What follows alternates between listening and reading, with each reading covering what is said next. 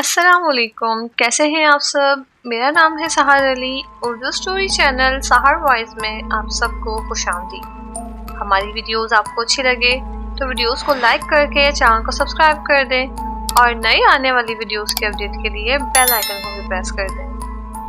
آج میں آپ کو انڈیا کے صوبے بہار کے ایک گاؤں میں رہنے والے مولوی صاحب کا قصہ سنانے جا رہی ہوں۔ تو چلیں کہانی کو شروع کرتے ہیں۔ یہ پاکستان بننے سے پہلے کی بات ہے۔ مولوی فضل الدین انڈیا کے صوبے بہار کے ایک گاؤں میں رہتے تھے۔ چھوٹا سا گاؤں تھا، بہت کم مسلمان تھے، زیادہ تر ہندو ہی رہتے تھے۔ مولوی صاحب نجیب الطرفین سید گھرانے سے تعلق رکھتے تھے۔ ان کی شرافت اور رحم دلی کے ہندو بھی دیوانے تھے۔ مولوی صاحب کا گھرانہ دین پر پورا اترتا تھا۔ وہ اور ان کے گھر والے پوری طرح پابندی کرتے تھے۔ وہ قریبی مسجد کے مؤذن تھے، 5 وقت مسجد میں اذان دینے کے علاوہ دم درود بھی کرتے تھے، جس کی انہوں نے باقاعدہ تعلیم حاصل کر رکھی تھی۔ ان کے استاد نے ان کو روحانی علوم سے روشناس کرایا ہوا تھا، وہی ان کے مرشد بھی تھے۔ مولوی صاحب کے گھر میں دم درود کروانے والوں کا رش لگا رہتا تھا، جس کا وہ کوئی معاوضہ نہیں لیتے۔ ان کے روحانی علاج کی دھوم مچی ہوئی تھی، سب کو شفا ہوتی تھی۔ ہر وقت وہ خدا کا شکر ادا کرتے رہتے تھے۔ مولوی صاحب کا ایک ہی بیٹا تھا جو شادی کے 15 سال بعد پیدا ہوا تھا۔ دونوں میاں بیوی اپنے اکلوتے بیٹے سے بہت زیادہ محبت کرتے تھے اور اس کو اسلامی تعلیمات سکھا رہے تھے۔ وہ تقریباً 4 سال کا تھا، بے حد خوبصورت اور گول مٹول سا۔ مولوی صاحب کے گاؤں سے تھوڑی دور ایک گاؤں میں ہندو زمیندار تھا، رام چند کی حویلی تھی۔ وہ ایک بڑا زمیندار تھا اور بڑے ٹھاٹ سے رہتا تھا۔ رام چند کے دادا اور مولوی صاحب کے دادا بچپن کے دوست تھے، اس لیے مولوی صاحب اور رام چند دونوں ایک دوسرے کو اچھی طرح جانتے تھے اور ان کی اچھی بات چیت تھی۔ مولوی صاحب کے گھر پچھلے حصے میں کافی بڑی کھلی زمین پڑی ہوئی تھی، جس میں وہ تھوڑی بہت کھیتی باڑی کر کے اپنے لیے اناج سبزی کاشت کرتے تھے۔ وہیں پر ان کا چھوٹا سا حجرہ بھی بنا ہوا تھا، جس میں لوگوں کا روحانی علاج کرتے تھے۔ زندگی بہت اچھی گزر رہی تھی کہ اچانک ان کی بیگم کو کچھ ڈراؤنے اور نہ سمجھ میں آنے والے خواب نظر آنے لگے۔ وہ خواب میں اونچی اونچی آواز میں قرآنی آیات کی تلاوت شروع کر دیتی۔ مولوی صاحب بھی اٹھ جاتے۔ ان کو کوئی جانور نما انسان مخلوق ان کے بیٹے کو پکڑنے کے لیے چھینتی ہوئی نظر آتی۔ مولوی صاحب روزانہ سوتے وقت چاروں کل آیت الکرسی اور باقی آیات کا حصار کر کے سوتے تھے۔ کچھ دنوں بعد ان کی بیوی کو دوسرا خواب نظر آیا، جیسے کوئی ہندو آدمی ہے وہ ان کے بچے کو اپنی طرف بلا رہا ہے۔ دونوں خوابوں میں بچے کے حوالے سے انہوں نے پریشان کن چیزیں دیکھی، اس لیے مولوی صاحب کچھ فکر مند ہو گئے اور انہوں نے پہلی فرصت میں بچے کے گلے میں حفاظت کے تعویذ ڈال دیے۔ مولوی صاحب لوگوں پر سے جن بھی اتارا کرتے تھے، اس لیے ان کی بیگم کو خیال آیا کہ شاید کسی جن کی حرکت ہوگی۔ اگلی بار بھی ان کی بیگم کو پریشان کن خواب آیا، جس میں دیکھا کہ ان کا بچہ کھڑا ہے اور کوئی ہندو پنڈت عجیب سے الفاظ جیسے بلی چڑھانا ایسے الفاظ بول رہا ہے۔ یہ خواب سے اشارہ مل رہا تھا کہ کوئی پریشانی آنے والی ہے۔ مولوی صاحب بچے کے گلے میں تعویذ باندھ کر اور کچھ صدقہ دے کر اللہ کے بھروسے پر بے فکر ہو گئے۔ پھر کئی راتیں کوئی خواب نہیں آیا تو ان کی بیگم بھی بے فکر ہو گئی۔ کچھ دن بعد اچانک ایک دن رام چند ان سے ملنے آیا اور اس نے اپنے آنے کا خاص مقصد بتایا کہ ان کے گھر کے پیچھے جو زمین ہے اس میں ایک بڑا خزانہ دفن ہے، تو اگر مولوی صاحب اجازت دیں تو وہ اس زمین پر ایک خاص منتر پڑھنے کے بعد خزانہ ملنے کے بعد اس کا آدھا حصہ مولوی صاحب کو دے دے گا۔ مولوی صاحب نے کہا کہ تمہیں کیسے پتا چلا کہ وہاں خزانہ دفن ہے؟ رام چند نے کہا مجھے پنڈت جی نے بتایا ہے، ان کو ان کے بیروں نے اطلاع دی ہے۔ بیرا غیر انسانی شیطانی وجود ہوتے ہیں جن سے ناجائز کام کروائے جاتے ہیں۔ مولوی صاحب نے کہا میں مسلمان ہوں اور اپنی زمین پر شیطانی عمل کرنے کی ہرگز اجازت نہیں دوں گا۔ رام چند نے کہا سوچ لیجئے، بادشاہوں کا وقت کا بہت بڑا قیمتی خزانہ دفن ہے، پھر آپ کو اس کا آدھا حصہ بھی ملے گا۔ مولوی صاحب نے سختی سے کہا، مجھے کسی دولت کی ضرورت نہیں، میرے پاس اللہ کا دیا بہت کچھ ہے، تم کہیں اور جا کر خزانہ تلاش کرو۔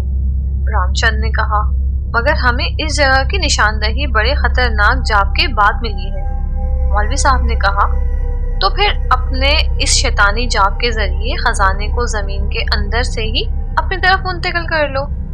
رام چند نے کہا، ایسا نہیں ہوتا۔ مولوی صاحب نے بھی کہا، تو پھر ایسا بھی نہیں ہوگا۔ رام چند نے کہا، مجھے ہر صورت خزانہ حاصل کرنا ہے، میں آپ سے اجازت مانگ رہا ہوں، آپ اجازت نہیں دیں گے تب بھی میں حاصل کر لوں گا، اس صورت میں آپ کو کچھ بھی نہیں ملے گا۔ مولوی صاحب نے غصے میں اس کو گھر سے نکال جانے کا کہا اور کہا، مجھے کچھ نہیں چاہیے اور نہ میں تمہیں اجازت دوں گا۔ اس وقت تو رام چند چلا گیا، لیکن ان کی بیگم بہت فکر مند ہو گئی۔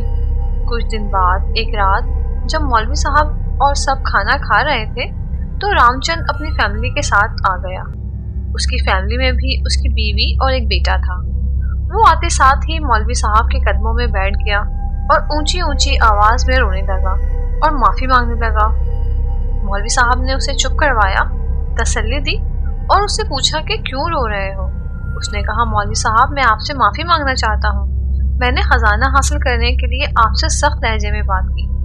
مولوی صاحب نے کہا، کوئی بات نہیں، میں نے تمہیں پہلے ہی معاف کر دیا ہے۔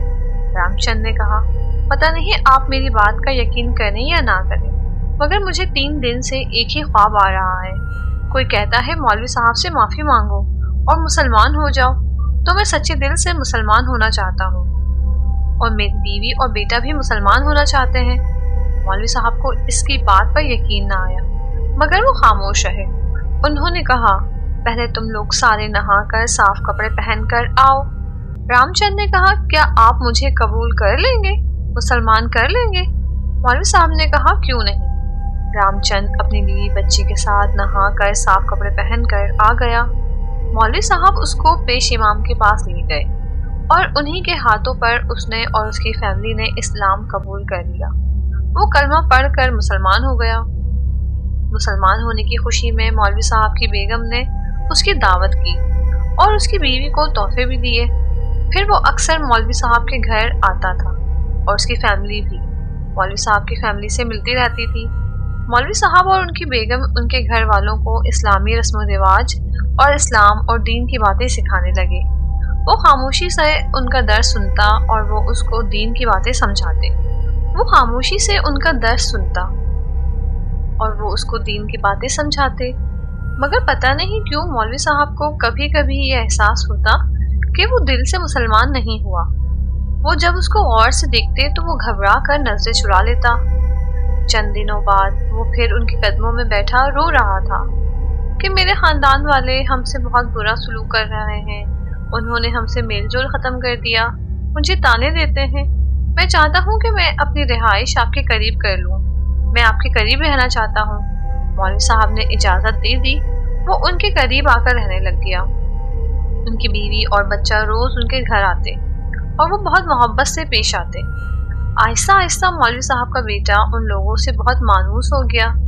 اب اس کی بیوی اکثر اس کے بیٹے کو اپنے گھر لے جاتی اور گھنٹوں اپنے پاس رکھ کر واپس اس کو گھر پہنچا دیتی۔ مولوی صاحب کو جب پتہ چلا تو اپنی بیوی پر ناراض ہوئے کہ بچے کو ان کے گھر کیوں جانے دیتی ہو، مگر مولوی صاحب کی بیوی کو ان پر مکمل اعتماد ہو گیا تھا۔ انہوں نے کہا کہ مجھے ان کی محبت دیکھ کر ہمت نہیں ہوتی کہ اس کو منع کروں۔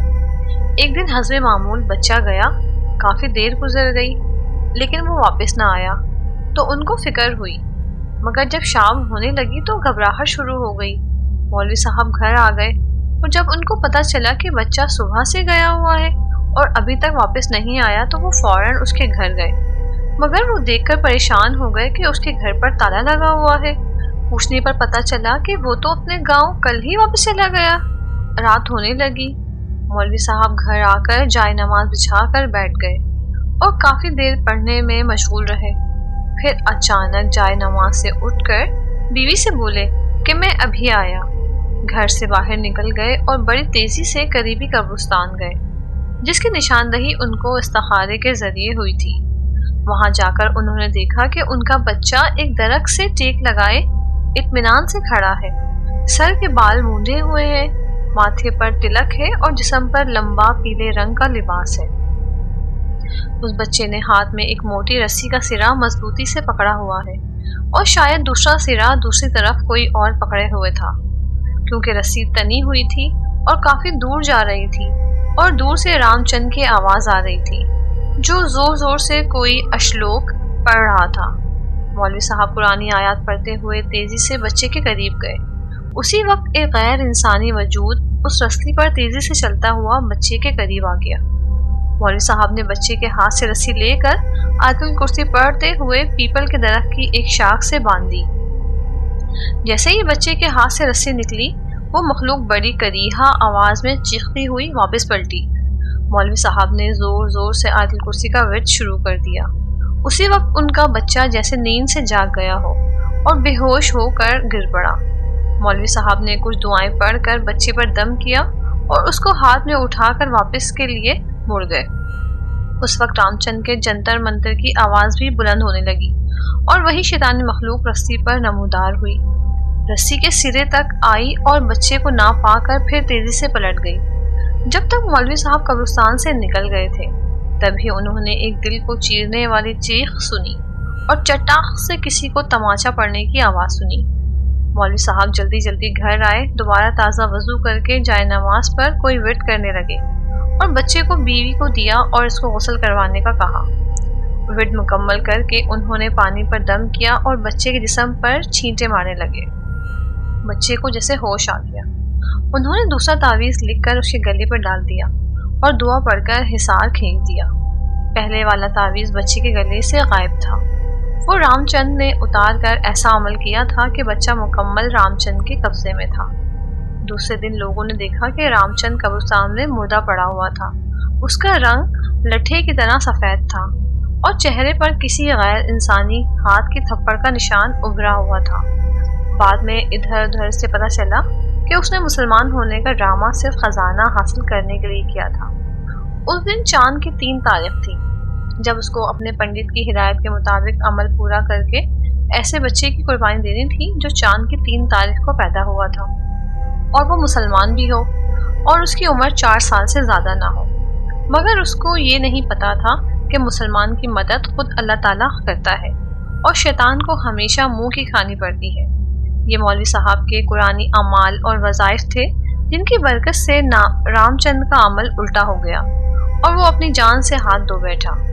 بعد میں مولوی صاحب نے بتایا کہ ان کو پہلے دن سے ہی رام چند پر یقین نہیں تھا، مگر چونکہ اس نے کلمہ پڑھ لیا تھا اس لیے اس کو آزمانے میں حرج نہیں تھا اور مجھے پتا تھا کہ بہت جلد حقیقت آشکار ہو جائے۔